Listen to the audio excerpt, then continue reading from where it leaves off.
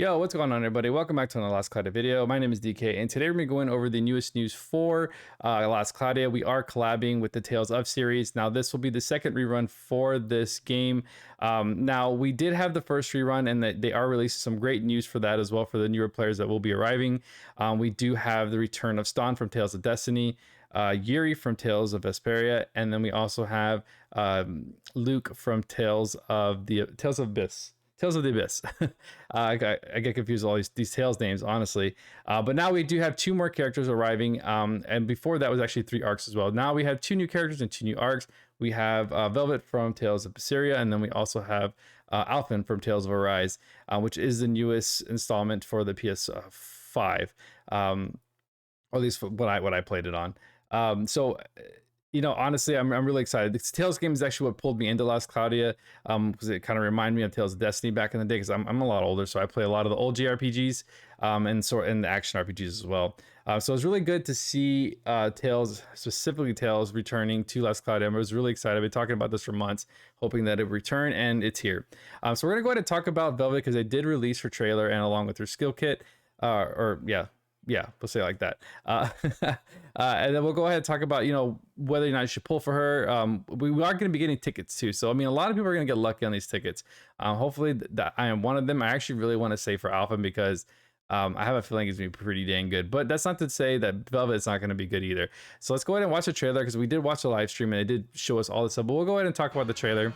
Now, the trailer is, I mean, it gives me a lot of memories of the actual game, so absolutely love it. Velvet just such a top tier unit for me. I'm glad they're giving her justice on this. Yeah, I love this S4.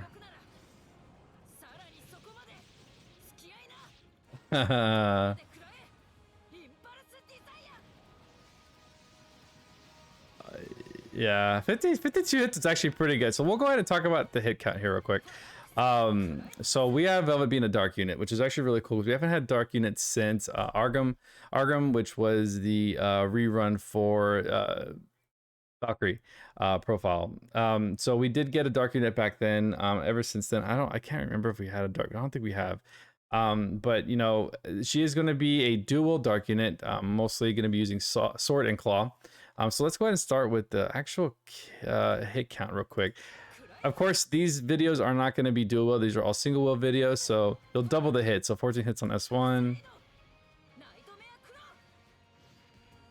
40 hits on that S3 is pretty cool. Definitely a good amount of hits on that one. Probably, I don't want to say the biggest hits because I can't. There's so many characters in the game. It's hard to keep track of all these hits. But her S3 is definitely a win at 40 hits on dual wield. Now they did show her off on the actual thing. Now she is going to be hitting the testing area. She is going to be hitting pretty hard, only when a buff is active, and we'll go ahead and discuss that further.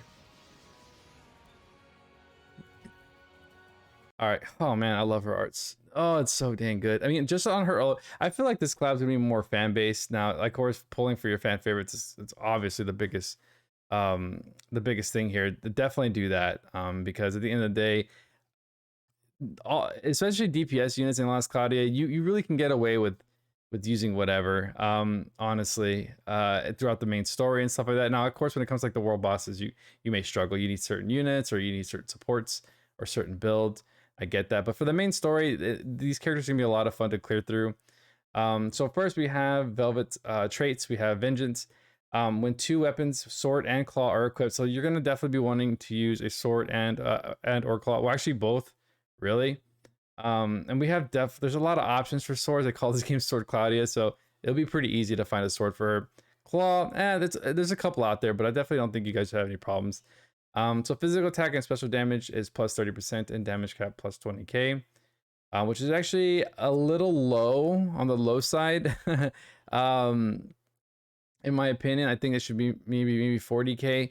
Like I said, we're already almost 6 years into the game. I feel like the damage cap is kind of low for a year going into year 6 unit.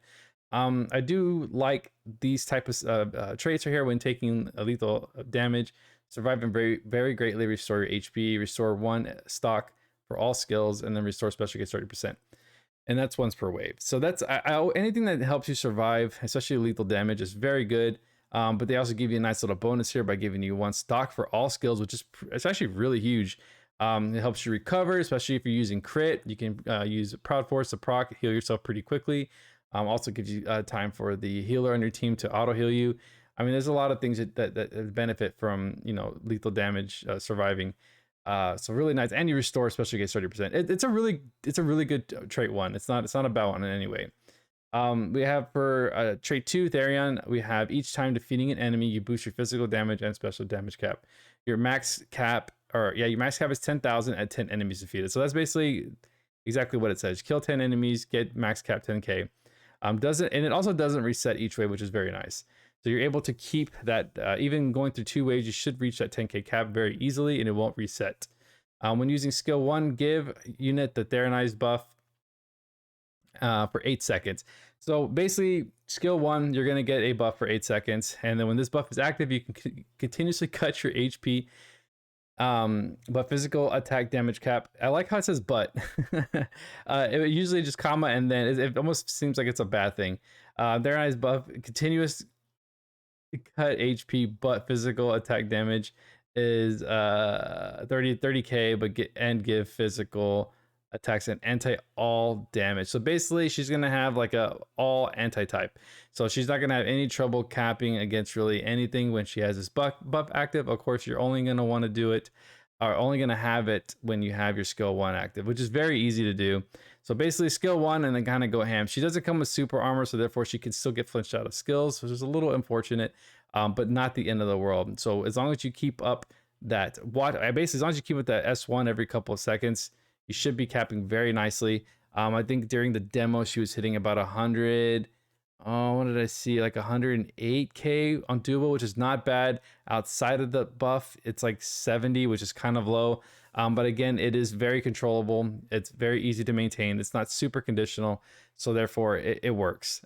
Definitely not the worst conditional thing to deal with. Oh man, look at that! Look at that big ass claw. So cool, man. Absolutely love this game. Skill 1, consuming claw, instantly close the gap for medium area dark combo attack. Like I said, she is going to be a dark unit. Give the Theronized buff from the trait. You saw that. And 8 seconds more cap. Very nice. Skill 2 though, frontal medium area dark combo attack. Now I do like the skill 2 because there is a good amount of range she has between the enemy and her actually attacking. So therefore, getting flinched out she won't get flinched out as much. But since you do need skill 1 to activate it, you're going to be in close range anyways. But you know, you could back up or whatever. At the end of the day, like I said, just press buttons, right? Get those combos up. Skill 3, we have 4 dash to close in for a medium area dark combo attack. Nightmare Claw, yeah. All these are actually from the game. I love it. Special Impulse Desire dark combo attack to 1 target, followed by powerful to all enemies. Really cool, and you saw that in the trailer there a second ago. So now we're gonna actually go into her skills. Skills is actually pretty decent. Let's see here. So we have Velvet's skills. We have important things. Continues Grand Bray, which is 35% to SCR. She does get some nice little speed. She moves pretty quick. I think the trial she moved pretty quickly. This was actually kind of interesting. So battle start, she damage taken is -60 reduction until skill is used.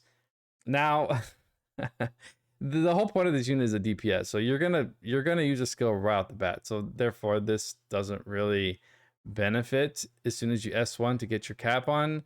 But I mean, a niche situation, I don't know. This is silly, but Elder Mask, she won't attack. Therefore, she'll only use autos. Maybe she has pretty good autos so that you can use her as a honey elixir battery, or you could use her PvP. But it's a battle start thing, so that's a 40-second buff.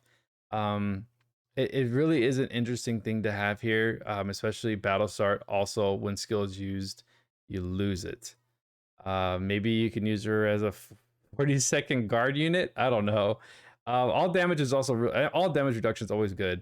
It's just it's a super conditional thing, and not much use will come out of it in the PvE side. Not too sure if someone's gonna get brave with the PvP side of that, but we'll see. So when revived, give a buff to nullify damage taken equal to 2 times unit's SCR. This is very interesting, and I don't think I've ever seen it on any unit, and maybe I have, not too sure. But it does look new to my eyes, so I'm going to go ahead and say it's kind of new. But yeah, so equal to units SCR, you get a nullified damage. Depending on how hard the unit gets hit, I don't know how. Yeah, the whole trait one is wonky, minus the Grand Brave being good. I'm glad Grand Brave should be on all units. It's such a good thing to have. Now we have Demon Arm. That's the way I spelled that. Special damage cap, 40%, 40,000. Chance for special to deal critical damage. Okay, that's okay. It's a niche thing. Critical damage cap 5k when claws equipped, damage is 8k more. It's all special damage, and her special damage is decent. So I think when you saw it on the trial, it was like almost 100k, I think. So not bad at all. Laffy said support. We have continuous high protection effect. Heal 1 random basic status ailment every 20 seconds, and HP recovery from allies skills is plus 30%. Not bad. Very odd that she supports HP recovery. The basic status ailment's interesting, but we do like the high protection. Like I said, her kit is a little wonky for DPS.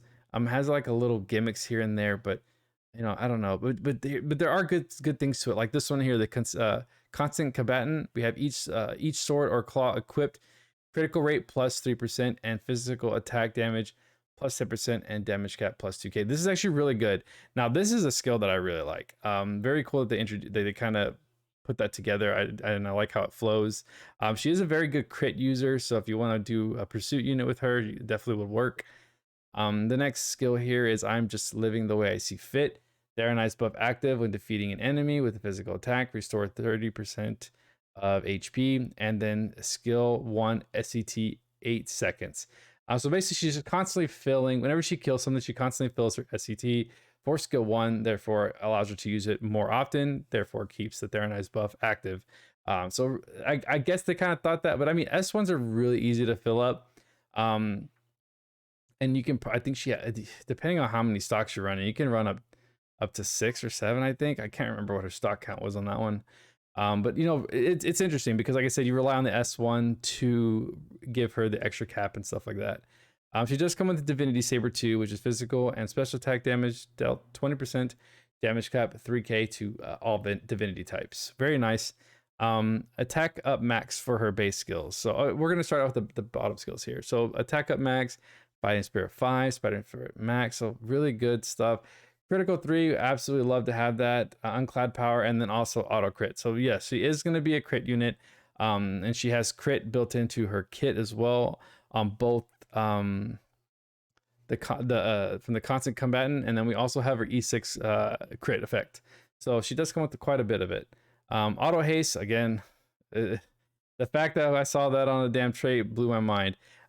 She does come with dual wield, claw high boost, claw giga, dark attack raise 2, dark attack raise 4. So we have a lot of percentages here. So very good, and we're going to keep going. She also comes with dark crit raise because we definitely don't want to spend for dark crit raise. So when it's free, you got to love it. Special boost 3, dog eat dog 2, which is huge because we can just stack it with dog eat dog 1. And that's good damage. Close combat, proud force, advanced aim vitals for crit, anti-type boost. So that's going to help you with her multi anti-type, or all anti-type Slayer effect. And then she also comes with a breakthrough, which is going to give her more damage cap when she's hitting that anti-type. Piercing, skill charge 1. It's going to help you, again, more SCT to fill your skill 1 so that you can keep that thing flowing. Decoy for survivability, pose of glory, illusion, and shadow armor 2. Kit is actually pretty good, honestly. It's not like breaking the game in any way. It definitely is a good kit. I really don't have too many issues, minus the Amber Alert. Jesus, sorry about that, guys. There's no way to silence that, I think. I don't know. Let's see. What was I saying? Oh yeah, but like I said, the heal all random The status ailment is a little strange to me, and so is HP recovery. But other than that, everything is pretty dang good. Oh, and then the Battlestar damage reduction. Someone will figure out how to use that. So at the end of the day, yeah, it becomes somewhat interesting. All right, that's what I was talking about, her E6. Now E6 comes with a lot of critical damage, and also crit hit rate, so which is really nice. 5% is really nice. We have boost crit 30%. We have critical breakthrough. So basically what this is, when you're hitting crit, you're going to get more damage cap. So you're not going to hit that 10k because you're only using 2 weapons instead of 1. So you're only going to get 5k there. And she looks like she does get another claw mastery, which is more percentage damage cap. And then SCT recovery speed, anti-type damage. So that's going to help out with her. Man, she has good anti-type damage.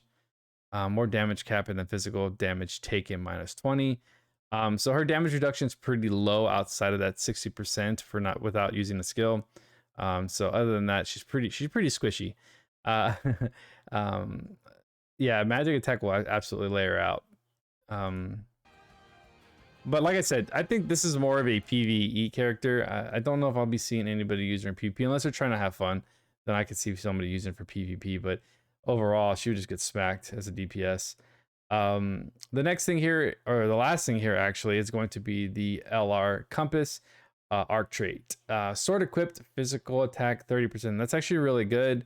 Claw equipped, critical rate plus 5%. Really good. This arc is built specifically for Velvet. I do really like that. But it just kind of sucks that you don't absolutely have to have this arc if you pull Velvet, but it will benefit her greatly. Especially with that 30% when sword's equipped. So sword and claw equipped, you also get more recovery speed, which is gonna help her just, man, it's actually gonna be really interesting to see how fast everything kind of fills up. It's gonna be quick. When close to death, very greatly restore HP once per wave. When defeating an enemy, boost physical attack damage cap plus 5k. So very similar to her 10k cap. So at 15 enemies, actually no, I take that back. At 5 enemies, she's gonna get 5k, and then another 5 enemies, she's gonna get another 10k from that trait 1. So really cool. And it doesn't reset, which is very nice. I do like that this also does come with some kind of survivability, so she has double survivability kind of situation going on here. Like I said, it really is built for her. For learnable skills. Sorry, Tattoo, I'm drunk. Laffy's healing, HP recovery cap from allies active 1000. That's trash. I'm not even gonna try to sugarcoat that. I can't stand when you have an Ella arc and that's a skill that you put on there. I can't. No, absolutely not. No. I'm not spending any SC for 1k HP recovery cap. It's ridiculous. Now it does have some upsides that just made me angry. Gauntlet, blade, battle technique, sword and claw, quit, physical attack damage plus 20% and 2k cap. That's actually not bad, but again, it only really benefits her. There's in some situations, I can definitely see somebody using sword and claw on the unit, and if you do, this is great. I would probably put this around 6-7 SC when it drops. So I think some players will have some definite use for it. Shadow Rush during 50 hit combos, dark physical attack damage is 1500. It's a niche thing to have on your unit if you're wanting the extra little cap. With dual wield, you can pretty much double that, so it's more like 3k cap instead of 1500 for single wield. So not bad at all. The only thing I love the arc traits, good. Gauntlet Blade is nice. Shadow Rush, we're slowly getting all the rushes. It's nice to have. But Laffy's healing is just bad. Cure Stun, Pirate's Feast, and Giant Killing too. Then the last thing here we're gonna do is the AER. Now this is a really good AER, not only for PvE but mostly for PvP. So we have just flat out Compass. It's an accessory 6-star rating. We have Battlestar Restore, skill SC3 7 seconds. We don't have many things that will restore SCT outside of William's book. And you also get a nice little boost of SCR 5%. Stats are actually pretty decent at HP at 300, SCR at 76, defense at 35, and MD at 35, with 0 attribute resistance and 0 ailment resistance. So not the greatest on that bottom part, but an absolute beast when it comes to PvP. People absolutely will go crazy just for that extra 7 seconds. So yeah, that's probably going to be a thing. So there's definitely huge upsides on the PvE and PvP side for this arc. That's why I deem it really good. Now, would I say pick the arc over the unit? I don't know. I mean, who knows when Tails Collab's gonna rerun? We kind of all knew that Velvet would be returning. I mean, not will be returning, but will be coming with this one because they kind of hinted a female, and everybody knew who it was going to be at that point. But yeah. So yeah, Arc's good. Arc's good. But we also do have Alpin. We also do have Alpin coming soon, and there he is right there. Now he does look like he's going to be a fire unit, but with that said, he could be something else. I know this is a absolute reach, but if he was a non-attribute, I know it's probably not going to happen. There's fire all over that damn sword. If he was a non-attribute, that'd be really cool. But he's looking more like he's going to be a fire unit. So the thing is with him is that Stan's insight is so good that they're going to have to pretty much break this unit here. And that's what kind of tells me that Alpha might be really good. Because Stan's insight really does a lot of justice for him, considering that he is still one of the top breakers in the game with pretty decent DPS. Also, extremely fast skills that absolutely destroy a break bar, and in terms also has damage reduction, and he also looks good doing it. It is Stan after all. So this insight is going to be pretty interesting because, like I said, it is our first round of insights for collab characters, so therefore you know, it's going to be very interesting. With that said, I will be doing an insight review. I'll probably throw it up tomorrow. I don't recommend anybody using any insight materials at all during this collab. Just kind of hang on to them. We do have Zuglis on the horizon as well, as our final insight for the batch, the previous batch.